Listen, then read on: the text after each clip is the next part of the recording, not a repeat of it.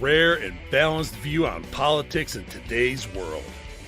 Based on facts, born of rationality, common sense, and logic, providing context on today's events. This is American Perspective with Rick Thomas. Hello, everyone, and welcome to American Perspective. I am your host, Rick. So, the fallout from the State of the Union continues. There's some new footage out, which I'm about ready to show you here in just a little bit, from none other than Rashida Tlaib. And I got to tell you, I gotta be honest with you, as my kids were growing up, they would use the word hate. Like, I hate whatever. I hate lima beans. I hate my teacher. I hate, some other kid or whatever. And I would tell them every single time, I'm like, hate's a real strong word. Are you sure you want to use the word hate? Are you sure you want to use that particular word? I mean, why don't we go so far as to say a strong dislike? I gotta tell you, folks, I'm about to go against my own rule. And in fact, I did for the title for this show, because I'm telling you, you cannot hate these new Democrats. Hate is not even a strong enough word for these anti-American Democrats that are out there. Hate. Yeah, hate is really, I can't hate them enough. I really can't. They are absolutely tearing at the very fabric of the country, the greatest country on this planet. The country that I swore an oath to defend and protect, that I love with every fiber of my being. I mean, if somebody poked me in the arm and, pulled out, man, my blood would bleed red, white, and blue. So the term hate in the realization is perfect for these people. They are morons. They are complete and utter morons. They can't even imagine, or they can't even stand up and, admit that they hate it. Look, I don't care if you hate this country. Go ahead. Hate it. It's your prerogative. I'll simply ask the same question that I ask now, which is essentially, if you hate this country so much, what the hell are you doing here?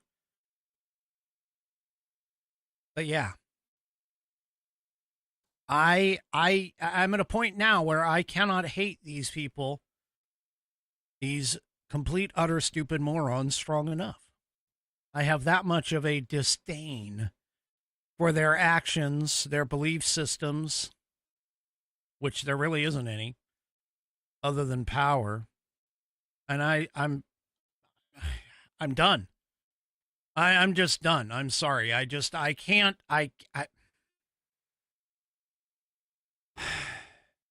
Yeah, I cannot hate these people strong enough, and we'll get into that here in just a few minutes. All righty, first things first, we have, I'm going to say in the top three, one of the top three cutest pledges of allegiance up for tonight, submitted by none other than Fernando.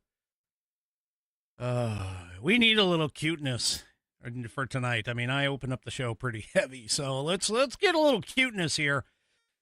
And they're over in the green room. I see them right now. They're sitting there playing because they have no idea what's coming. They're, Fernando's trying to round them up and get them ready, get them up in front of the mic. Okay, so while they're doing that, if you would all, please, if you are of mine, please stand, remove your hat if you're wearing one like me. Place your hand over your heart and follow along as these two cute little young ladies recite the Pledge of Allegiance. This is our Pledge of Allegiance. I pledge allegiance to the flag of the United States of America and to the republic for which it stands, one nation, under God, indivisible, with liberty and justice for all. Bye.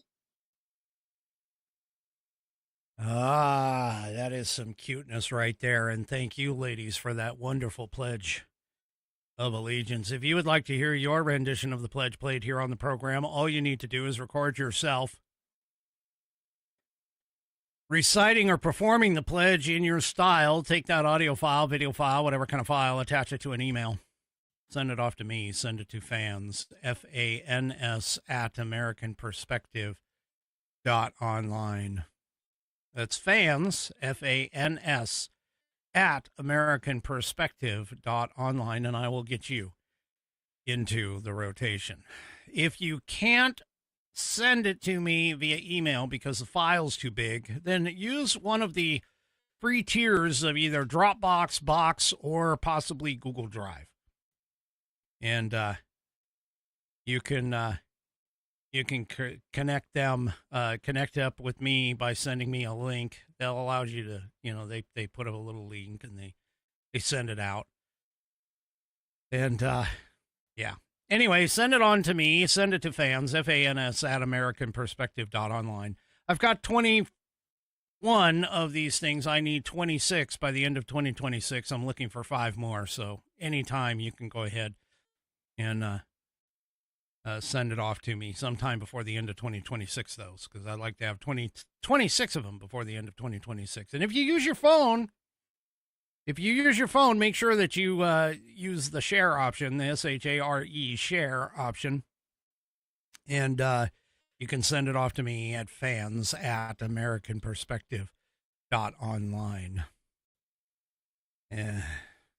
The little young ladies told their daddy that now they're famous. And they are. They are famous because, believe it or not, once it's out on the internet, I'm telling you, it will never disappear. Once it's out on the internet, you'll be able to find it again. I promise you. So, yeah, there you go. You are famous. Young ladies, you are famous. All right. Let's go ahead and get on over to our headline sponsor, which is the Institute on the Constitution. That's right, the Institute on the Constitution. And where you need to go for them is theamericanview.com. That's theamericanview.com, where you can find all kinds of information, and you can help join their mission, Institute on the Constitution's mission, to restore the constitutional republic through grassroots education from a biblical worldview. Go to theamericanview.com and take a look at their 3-step plan to restore the republic. There's 3 steps. Can't be any simpler than this, folks. Step number 1, of course, is to pray. Make sure that you pray for your country. Never forget to pray for your country ever again. And then, and by the way, you can get daily prayers sent to your email inbox to start praying with them as well, if you wanted. There's a spot where you can put in your email. It's you can click below what I'm showing you, and put in your email, and you'll get daily prayer sent to your inbox. The second step, of course, is to study. Now, how do you study? What do you study? Just to say study, what are we doing? Well, what you can do is you can start with their 100% free U.S. Constitution course. Sign up in the box that's right above my head here in the video.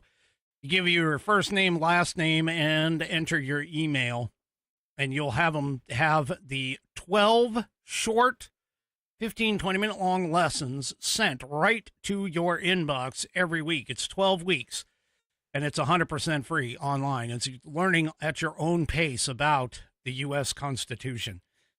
And once you do that, of course, and you've completed that, then you can also look at their other nationally recognized nationally recognized lessons. They are offered across the country, and you can take a look at them. They've got 4 different courses, and then they have your state constitution courses as well. You can go and check all of that out by going to theamericanview.com. And once you are done studying, then what you can do is you can go to the third. Well, acting, you take the class, so on and so forth, and you study and you act by taking the class, and then you study some more. Well, then you should take that information that you have been given and act on it and become an instructor for them so you can help them spread the wonderful lessons that you have learned about the U.S. Constitution and some other things all across the globe. Join and become an instructor as a part of their grassroots educational mission. So you have 3 or 4 different instructor levels. You've got the certified instructor, platinum instructor, chapter leader. Those are 3 of them that I can name right off the top of my head. They tell you how to do it right here. There's a video. Boop, boop. I'm flashing it on the screen. Right there to be how to become an IOTC instructor. And you can go and grab their instructor kit right here. And you can go and pick all of that up. You can educate yourself, equip yourself, schedule a practice class, and get it done and become a certified instructor. You can also help them out by going to their shop. Now, this is one of my favorite places to go, because not only can you pick up their instructor courses, other educational resources and books, some apparel, and that kind of thing. There's this legacy library, which is right above my head, right up here. Woo-hoo, right there. The legacy library contains some fantastic gifts. And one of those gifts is this right here. This right here, the fantastic leather-bound U.S. Constitution. It is a sexy rounded corner book. And each one of these little rounded corner books come with genuine Roman numerals. And they are in ascending numerical order. But take a look at this thing. It's got 1/8 of an inch of Saddleback leather wrapped around pages that are water and tear resistant. No cheap glue here, folks. Take a look at that stitching. It goes all the way through the leather and the pages contained within. It's got a 100-year warranty. 100-year warranty against materials and manufacturing defects, such that if something does go wrong with this,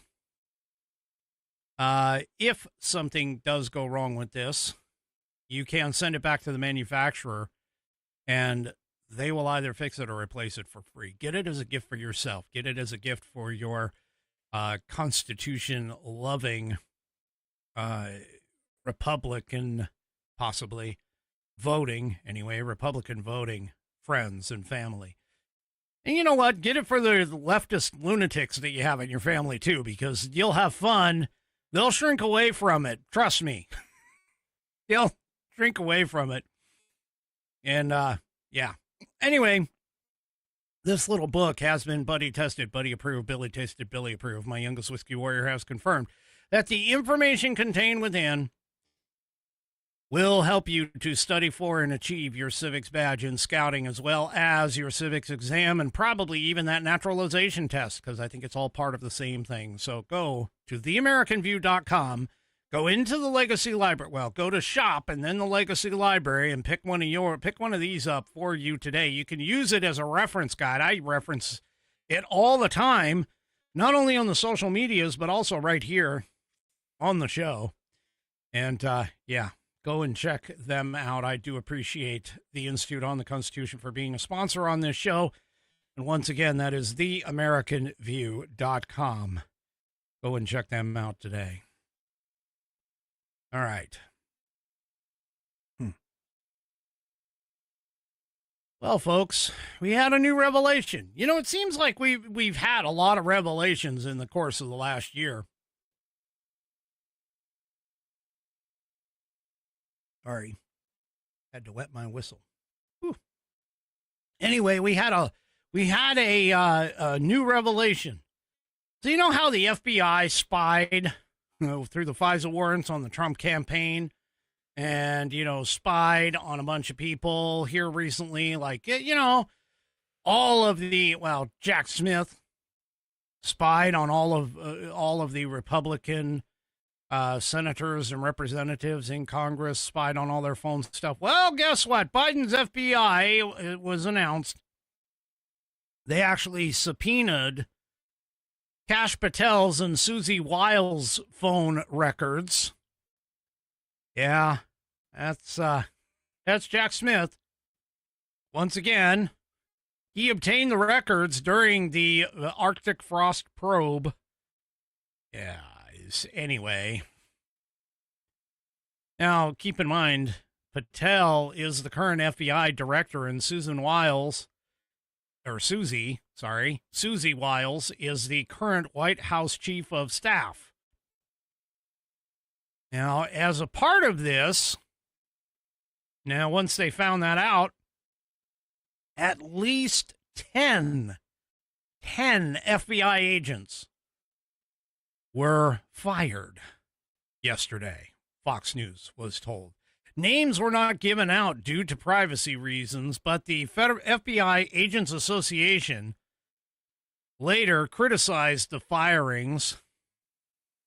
The organization said in a statement the FBIAA condemns today's unlawful termination of FBI special agents, which, like other firings by Kash Patel, violates the due process rights for those who risk their lives to protect our country.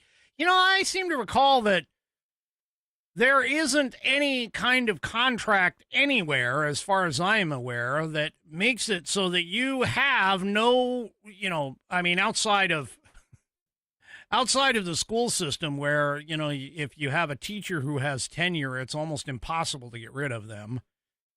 But I don't think the FBI has that. We just need to go to the point where it's just, this is an at will. Our country, we just need to just say, look, we're done. We're done with all this crap about getting somebody who can't do the job into the job and then just have them hit some sort of a milestone or whatever, and then it takes forever to get rid of them. No. That isn't how this works. You do your job, and if you do it well, you stay. If you do your job crappily, you're gone. You can get fired at any time.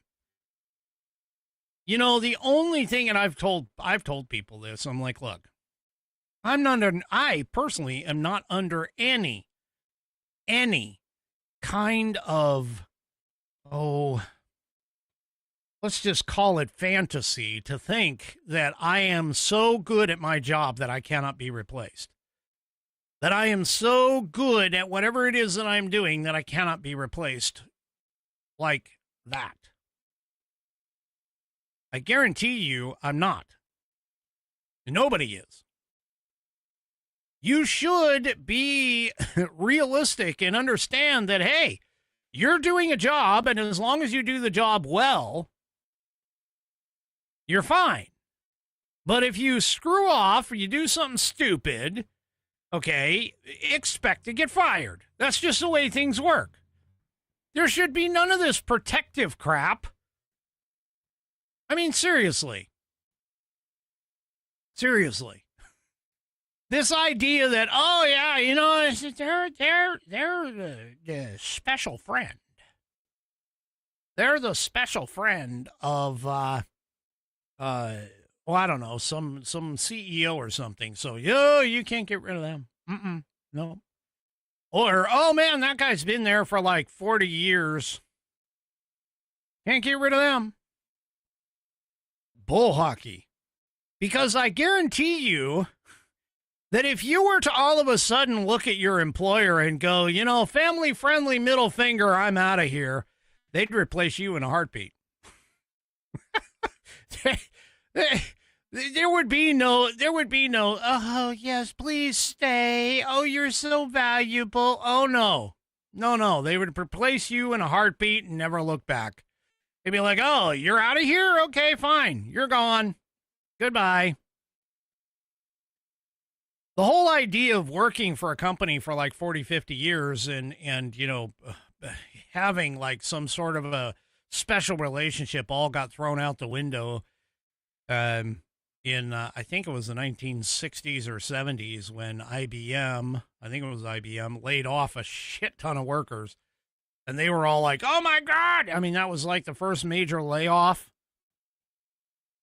from a major corporation, I think, in American history or something like that. I don't know. Anyway, yeah. These people just need to, like, they need you need to understand. Getting let go because you did something stupid, yeah, really needs to be said. And, yeah. Anyway.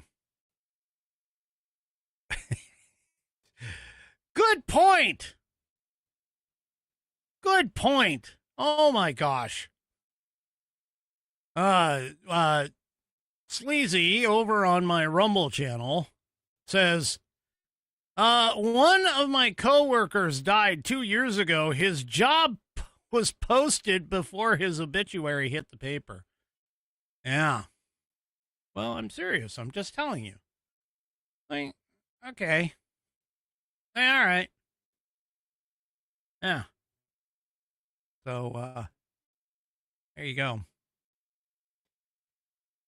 Anyway, so, yep, 10 FBI agents are gone. Phone records were collected around the time of the Mar-a-Lago classified documents case, according to Reuters. Records were labeled prohibited, making them harder for Trump officials to find. Patel said the investigators obtained toll records, which detail the timing and the recipients of calls.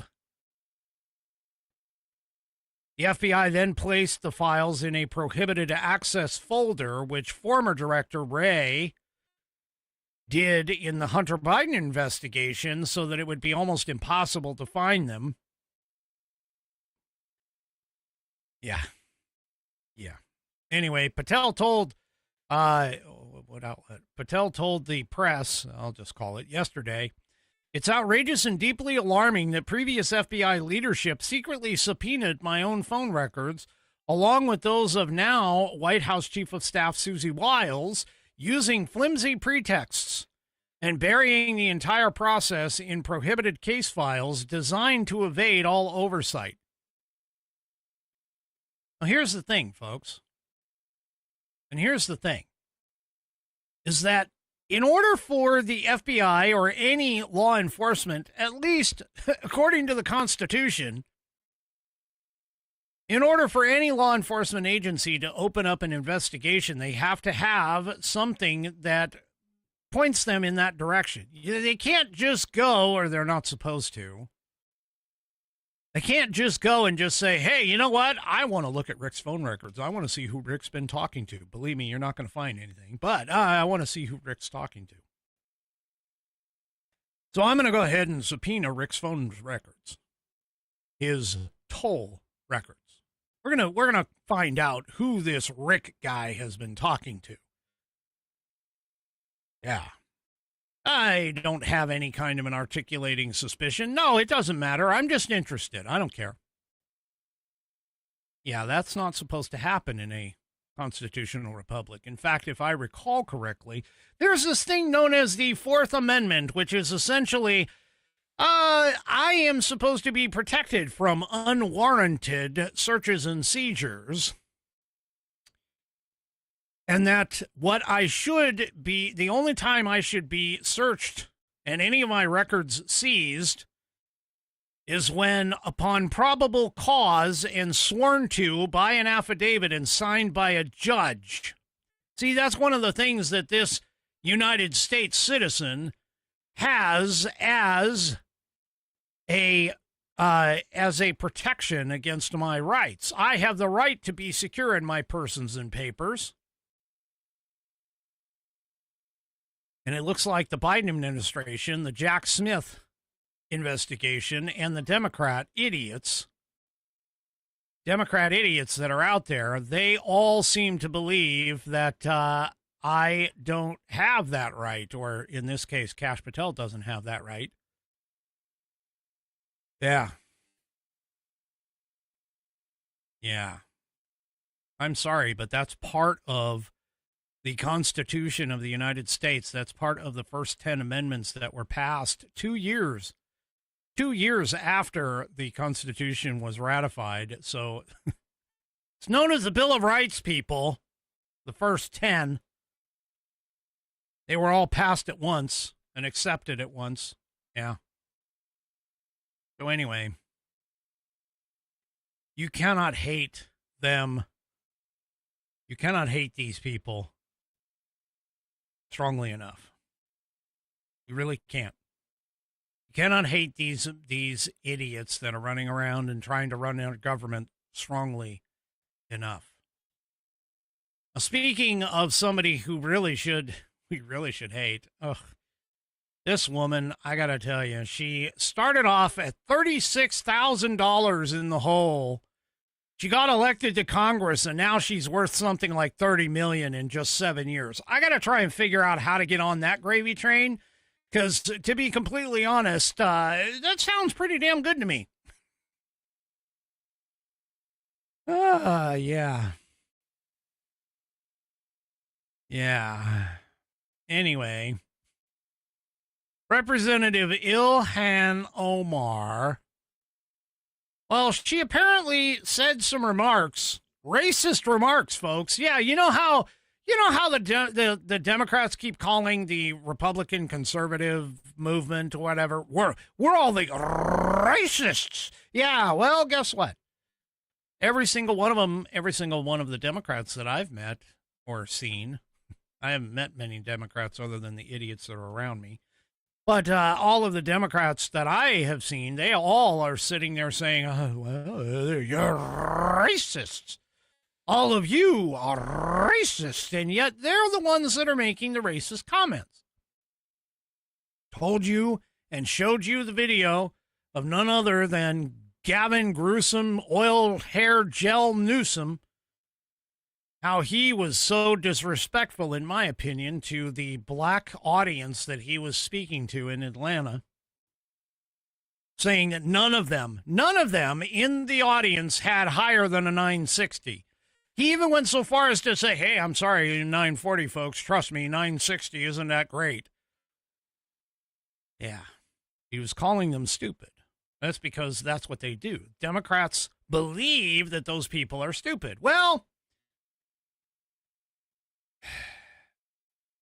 Ilhan Omar apparently made a comment, and this individual, let me see, who is this person? It's part of Lindell TV. There was a reporter. Her name is Allison in the Know. She confronted Ilhan Omar about, not only her financial disclosure that I mentioned, but also this other comment. And well, Ilhan, let's just say she was none too happy about it. Let's go ahead and take a listen. Hi, Congresswoman Omar. You were just talking about how Trump's economy has failed the American people, but I think the American people really want to know how you went from a negative 65,000 before coming into Congress to over $30 million in just 7 years. My disclosure is public now. Yeah, it is. And so a lot of people now are looking into that and finding S. Crew Winery, a winery that doesn't actually seem to exist. Is that a real winery, or? Do you all actually look at and read things, or do you just ask silly questions? Well, it's listed in the financial disclosure, so can you explain it? Because we have a lot of questions about it, and things just aren't adding up. There's no real phone number. There's no real location. Why, did you want to buy some wine? Probably not from you, to be honest. You recently stated that the American people should be afraid of the white man. They should be fearful of the white man. I never said that. Yeah, you're on video saying it. Our country should be more fearful of white men across our country, because they are actually causing most of the deaths within this country. No, I did not. Yes, you. Again, this is like what I said. You need to prepare yourself, because you can't continue embarrassing yourself like this. So I'm just a liar. What I was quoting was an actual study done by the FBI. Okay, thank you. Just prepare next time. All right, thank you, Congresswoman. Yeah. Well, for those of you on the audio portion of the program, I just need you to understand. First of all, they were walking through the halls of Congress, or, well, the Capitol Hill anyway. So that's why you heard it sounded very echoey in some of them. But the part where she was talking about the white man. Yeah, it was on video, and they played the video where Ilhan Omar's like, I never said that. Yes, she did. She said it. She said it. It was there. You heard it. And that was a video from another show, from a different show. Yeah. Well, apparently at the State of the Union, Ilhan Omar decided to attempt a stunt. And I'm not talking about sitting in the row and yell like she was with Rashida Tlaib, and the two of them sat together and they were like yelling all kinds of things during the State of the Union.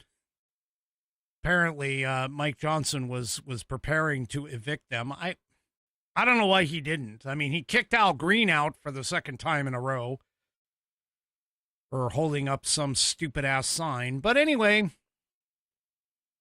Ilhan Omar brought a guest, because that's what you're supposed to be able to do, as you can bring guests and have them put into the gallery to listen to the State of the Union speech. Ilhan Omar's guest... well, let's just say that the guest was arrested by Capitol Police for alleged unlawful conduct and disruption of Congress. So this woman, Aliyah Rahman, who is a Minneapolis, Minnesota resident, had been invited by Omar following her detention last month after refusing lawful orders from federal immigration agents to move her vehicle, in an apparent attempt to interfere with U.S. Customs Enforcement. At the time, the Department of Homeland Security stated that Rahman ignored multiple commands by an officer to move her vehicle away from the scene. She was arrested at the scene along with 6 others, though Rahman insists she was actually en route to a medical appointment. Well, during the State of the Union address, Rahman was standing silently when officers asked her to sit down. I'm sensing a pattern here. She refused, according to the Capitol Police. Quote, the guest was told to sit down, but refused to obey our lawful orders. It is illegal to disrupt Congress and demonstrate in the congressional buildings. She was arrested and charged with unlawful conduct. She was then later taken to George Washington University Hospital for treatment after allegedly sustaining injuries during the arrest. Now, you can sustain injuries during the arrest by, let's see, resisting? Yes. Yes, it's called resisting. Now, following her arrest, Rahman claimed that she was not demonstrating, but merely standing silently. No buttons, no facial expressions, no gestures, no signs. Not one sound, she said. She added that she stood up when President Trump made remarks she described as some of the most racist things I have heard come out of any leader's mouth about the people of my city. Yeah. Omar has called for an investigation into the arrest, stating that Rahman was forcibly removed despite warning officers about her injured shoulders. Omar said the heavy-handed response to a peaceful guest sends a chilling message about the state of our democracy. Once again, we don't have a democracy here. It's called a constitutional republic guaranteed by the Constitution.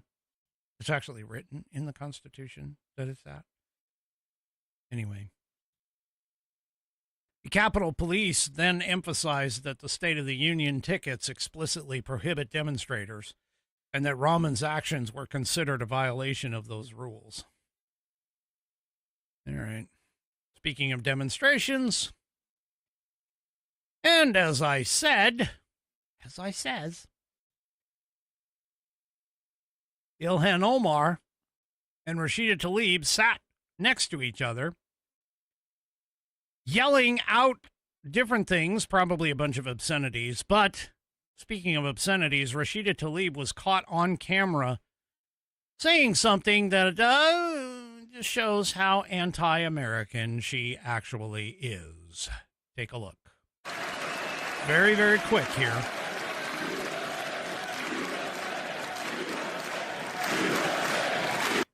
Okay, I got to play that one more time because I want you to catch. Now, it's toward the end of the clip. The clip's 6 seconds long, okay? But it's when the galley and everything else chanted USA, USA. Well, then she was caught on camera mouthing something that was not USA. Take a very close look and watch her lips, which, by the way, are in a very bright red, so it's easy to see.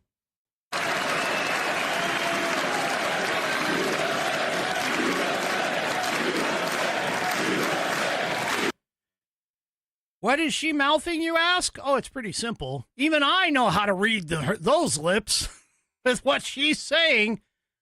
Pretty simple. She's saying KKK, KKK, every time you hear USA. Yeah. Telling you, man, you cannot hate these people enough.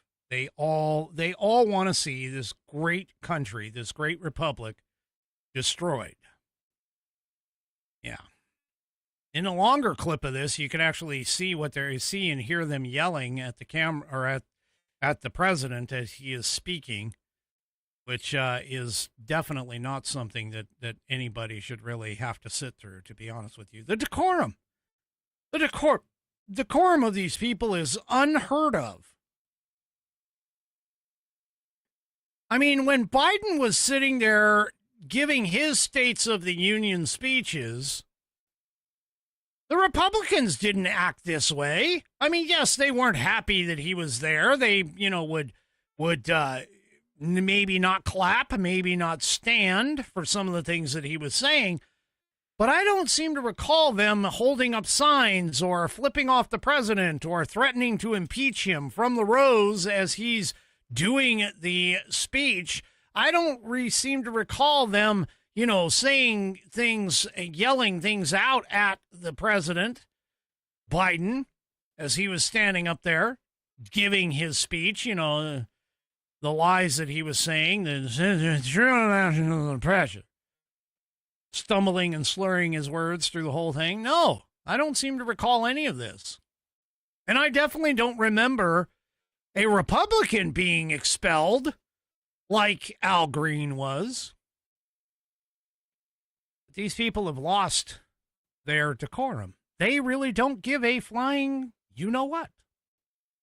Because to them, the federal government in the United States of America shouldn't even exist. We're imperialists, colonizing, misogynist, racist, white supremacist, so on and so forth. Just whatever the term du jour is for the day. All right, before I move on, let's go ahead and talk about this great channel that I am on called Rumble. Oops. Okay, why are you being this way? Try this again. All right. As you've probably noticed, Rumble is growing fast and it's not slowing down. They're building a real alternative to big tech that puts creators first and actually protects free speech. And now there's an option called Rumble Premium. It's an easy way to upgrade your experience. With Rumble Premium, you get ad-free viewing across the platform. There's no pre-rolls, no interruptions, just the content that you came for. Plus, Rumble members unlock exclusive content like bonus videos, behind-the-scenes drops, and more from all of your favorite creators. Right now, Rumble is offering $10 off an annual subscription. Just head on over to rumble.com/premium. That's rumble.com/premium and use the promo code STUDIO at checkout. That's rumble.com/premium, promo code STUDIO. No ads, more freedom, and content that you actually care about. That's the deal. Rumble.com/premium, promo code STUDIO to get $10 off an annual subscription. It's rumble.com/premium, Promo code STUDIO. All right. All right. Well, apparently John Thune has finally had enough. And apparently, considering the fact of how well the State of the Union went over and how well the SAVE Act is supported by the American people, he has finally made a decision. Let's hear it. John Thune's own words. And if so, when? Well, we will. We'll put the Democrats on the record. And it's a stark contrast, Aisha. The Democrats, even in the chamber last night, having to sit there and try and defend allowing non-citizens to vote in American elections. That is a losing proposition for them. So we will get a vote on it. And we are right now in the middle of a government shutdown, so we've got to try and get the government opened up first. But in due time, we will get that up on the floor. We will have a vote on it. We will make sure that the Democrats are on the record. It is a stark contrast between Republicans and Democrats about how they want to handle elections in this country. And this is going to put them, I think, in a very difficult position. It's an issue, if I were running as a Democrat in the midterm elections in November, I wouldn't want to have to defend. Well, let's hope that happens. You know, the thing about it is this entire thing with the SAVE Act and putting it on the record, putting these people on the record, I don't think it really matters to them. I don't think they care if they're on the record or not. Because it was pretty obvious at the State of the Union on Tuesday that they were definitely not for America. And I discussed all that last night, that they are not for America. They don't care about it. They don't care about Americans. All they care about is their illegal alien friends who are going to vote in elections, which, by the way, I've been told many, many times, oh, no, the amount of fraud in elections. There's only been like 65 total people in the last 40 years. When, we've had voter rolls that have been cleaned and people on there who have been actual illegal aliens who have elected, who have participated in federal elections because there's records of them voting. Yeah, but this isn't happening. Yeah, but again, there's that old adage. It's not happening, but it's good that it is. Anyway, he is looking at, we're going to put them on the record. Right. We'll see. We'll have to see. But it is 100% true, by the way. It's 100% true that we are looking for and wanting the American people, wanting elections to be secure with voters. Because here is a graphic of a Fox News poll. Now take a look at this thing. You have all voters. Now, this is the question. For those of you that are on the audio portion of the program, this is the question for you. Do you think people should be required, let me say that again. Do you think people should be required to show a valid form of state or federally issued photo identification to prove U.S. citizenship before being allowed to vote? Now, keep in mind, that covers all of it. 84% of all voters vote yes. 70% of Democrats vote yes. 96% of Republicans vote yes. Independents vote 84% vote yes. This poll was taken back in September 6th through 9th of 2025. Folks, this is one of those 80-20 issues. We shouldn't even be fighting over this. John Thune shouldn't be sitting there saying, well, we really got to get the Democrats on record. No, the Democrats, 70% of those buttheads should be passing it. This should be a bipartisan issue across the board. And despite what all of these other morons, especially those who are out on the, social medias, the armchair lawyers, constitutionalists, sitting there saying, oh, by the way, it's all in the state's hands. You cannot override the states.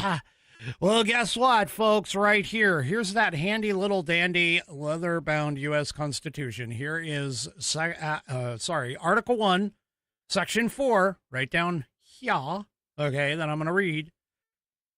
Let's see. The times, places, and manner of holding elections for senators and representatives shall be prescribed in each state by the legislature thereof. Now, that's the one thing that they say. Oh, yeah, the states, they have it. Except just like with the birthright citizenship case, they missed the next clause, which there is a semicolon. And for those of you that never went to English class, the semicolon basically means that you have two separate thoughts that are joined together. And you usually will see a semicolon right before a however or a but, meaning that, hey, this part is true, except when this part comes into play. And oh my gosh, there's a but right here. Ha ha. So, shall be prescribed in each state by the legislature thereof, but, the Congress may at any time by law make or alter such regulations, except as to the places of choosing senators. You know what that means? That means, yes, the states are in control until and unless, or I should say unless and until, Congress steps in and makes some sort of a law that alters those regulations. What the hell do you think the SAVE Act is? What do you think the 1993 National Voter Registration Act was? Also known as the Motor Voter Law. That was a regulation passed by Congress on elections. These idiots. Oh, my God. I cannot hate these people enough. I'm telling you, they are so damn stupid, and they really don't know what they are saying. They really do not know what they are saying. That is in the Constitution. Well, there's a group of individuals, a demographic, if you will, that apparently is starting to get a little ticked off. And let's just say that it was a demographic that was pretty important to Donald Trump's win in 2024. And is probably going to be pretty important. In fact, I dare say it's going to be very important, not only in the midterms in 2026, but potentially even in 2028. And that is young black men. Now, young black men are not taking steps. This is according to a poll and a report. Young black men are not taking steps to resist Donald Trump at the same levels that they did in 2020, according to new research released today, raising concerns about their support for the Democrat Party in this year's elections. So the Democrats are losing a very important demographic, that is, people of color, or in this particular case, black males. Apparently, the director of the project that conducted the research said that the Democrat Party, if they want to re-energize these young men, they need to embrace a message of both economic and racial justice, even over the objections of some Democratic strategists who worry about explicitly addressing racial issues. Well, calling black people dumb by saying that I only had a 960 and, for you 940 folks out there, that's not very big, okay? Terrence Woodbury, who is a veteran Democratic pollster, led the research, and he says black people are pissed off. But them being pissed off won't result in mobilizing action now and potentially on election day unless we connect the dots to what the federal government is doing and how it is hurting them personally. Well, they're not getting hurt. That's the point. They're not getting hurt here. Now, this data that is showing that these young black men are turning away from the Democrat Party, or at least not resisting Trump anymore as strongly as they used to, is a year-long research project from what's called the Black Opposition Project, and it's a consortium of liberal groups. Woodbury said the share of black people who took concrete action to resist Trump, including voting, protesting, or signing a petition, dropped from 2020. In 2020, it was 34%, down to 28%. That drop was concentrated among younger black men. According to this research, 41% of this group, defined as black men under 50, originally thought that Trump's policies had hurt them.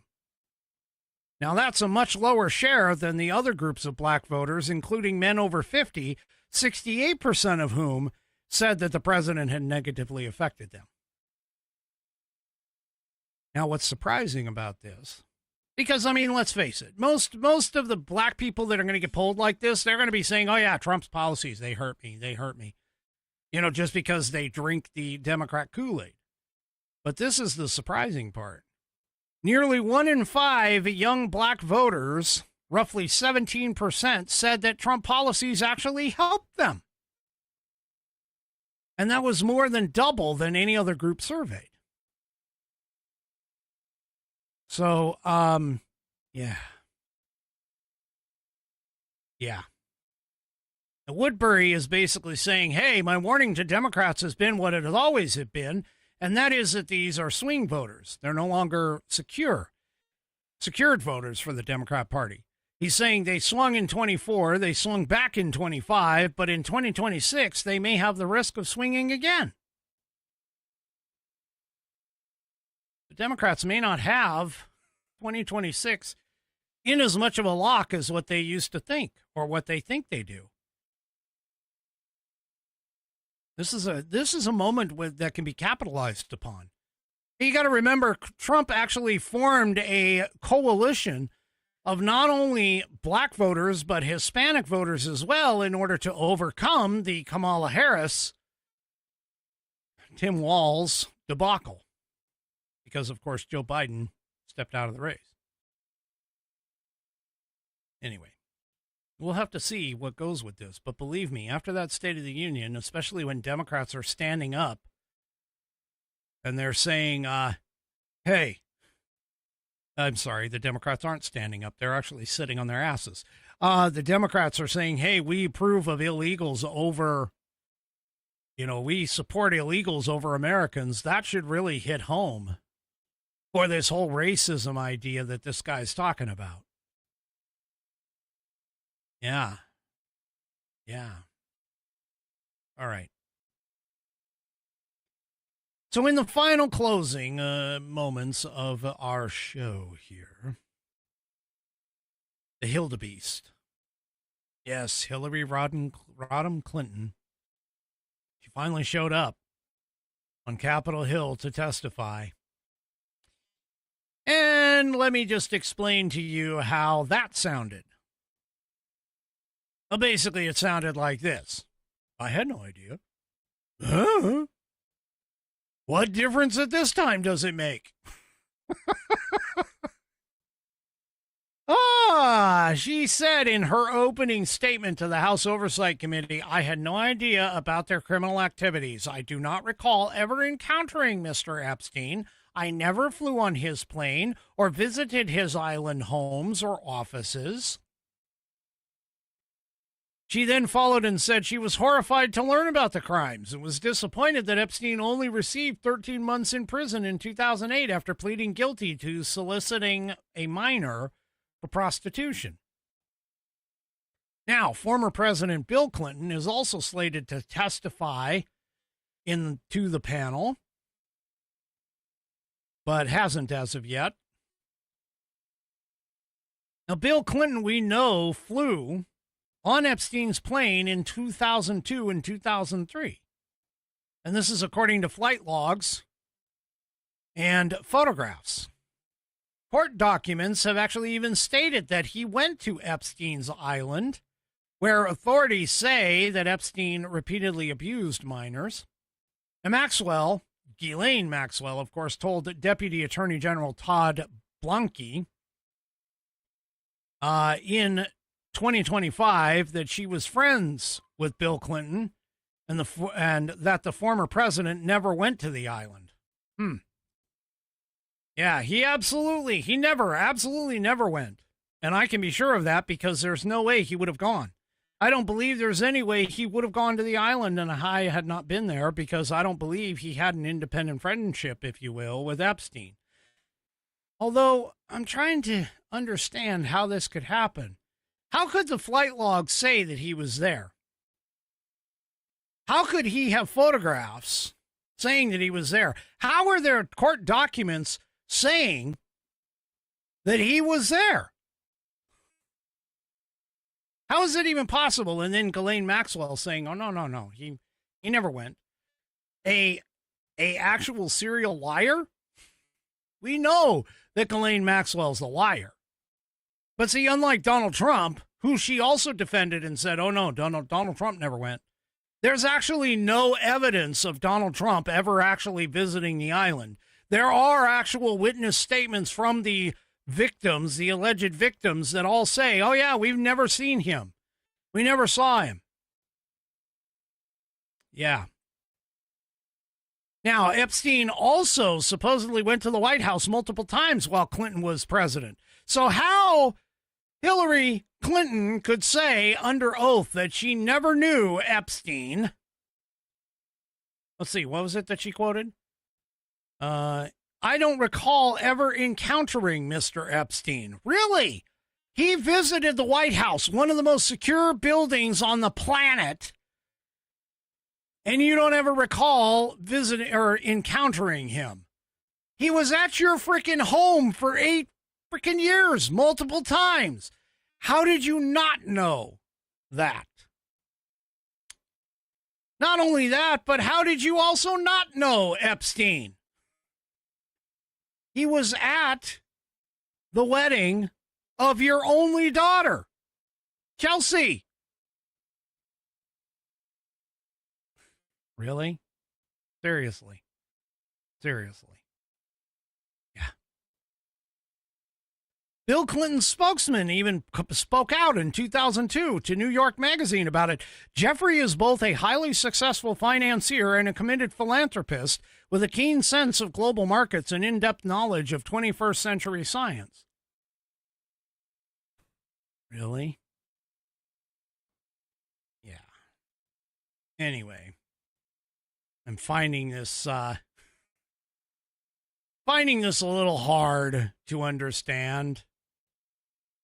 All right. Well, reportedly, speaking of Epstein and Trump, reportedly, there was allegations that have been made public by National Public Radio, or NPR, that apparently there was a FBI interview of an allegation made by a woman against President Donald Trump. Now, let's be honest about this. As I've said before, there is no verified evidence at this time of President Donald Trump doing anything untoward or criminal against any of the Epstein victims. Period. End of story.